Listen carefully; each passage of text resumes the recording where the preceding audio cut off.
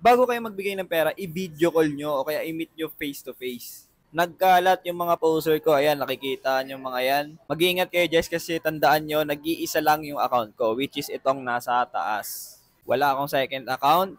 At hindi ako nag-offer ng trabaho na may 50k na income gamit ang GCash tapos nagtatrabaho ka lang sa bahay. At hindi rin ako nag-offer ng mga investment na ganito, 5,000 maging 35k in just 5 days.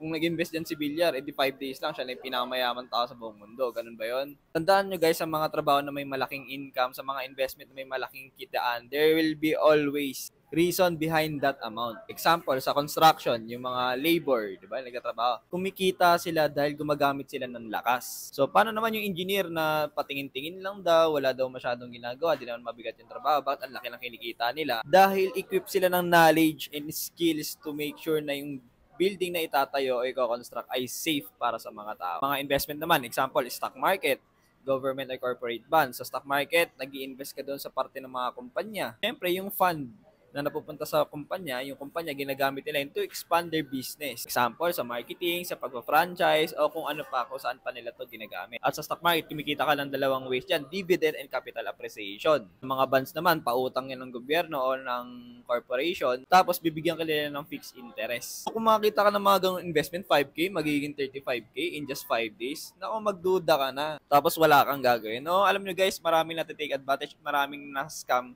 kasi maraming scammer kasi maraming ding nagpapascam. At ayun, naiintindihan ko naman mahirap talaga makatanong sa mga ganong offer kasi lalo na pag desperado tayo, kailangan talaga natin ng pera. Minsan masarap talaga maniwala Pero make sure talaga guys, before you invest, ano talaga, invest kayo sa sarili nyo, invest on your knowledge for you to recognize yung mga ganong bagay. At iba pa rin talaga ang mga tao na financially literate and financially educated. So mag-iingat kayo guys, wala akong mga investment na in-offer ng ganon, get rich quick.